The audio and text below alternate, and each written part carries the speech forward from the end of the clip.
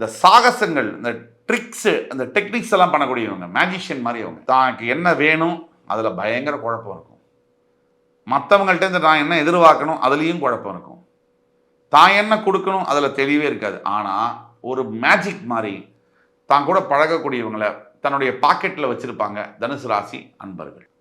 எந்த சூழ்நிலையிலுமே எப்பேற்பட்ட சவால்கள் இருந்தாலும் நேர்மையை மட்டும் தவற மாட்டாங்க. அதுக்கு என்ன காரணம் அப்படின்னா குரு பகவானுடைய ஆதிக்கம். ஒரு உதாரணத்துக்கு தனுசு ராசியுடைய நண்பருக்கு தனுசு ராசிக்காரர் ஒரு கடன் கொடுக்குறாரு, ஒரு 2 கோடி ரூபாய் கடன் கொடுக்குறாரு. அந்த நண்பர் திருப்பி கொடுக்கலன்னா தனுசு ராசிக்காரர் அப்போ கூட தனக்கு ஒரு பாதிப்பு வந்து தான் வீடு ஜப்தி பண்ணுற அளவுக்கு போனாலும் நண்பர்கிட்ட போய் தொந்தரவு பண்ண மாட்டார். இது தனுசு ராசியுடைய இயல்பு. மேபி இதை தெரிஞ்சே தனுசு ராசிக்காரங்களோட பண பரிவர்த்தனை பல பேர் செய்வாங்க. தனுசு ராசிக்காரங்களுக்கு நேர்மைக்கு அளவே கிடையாது. சில சமயம் அது இரிட்டேஷனை கூட வரவழைக்கும்.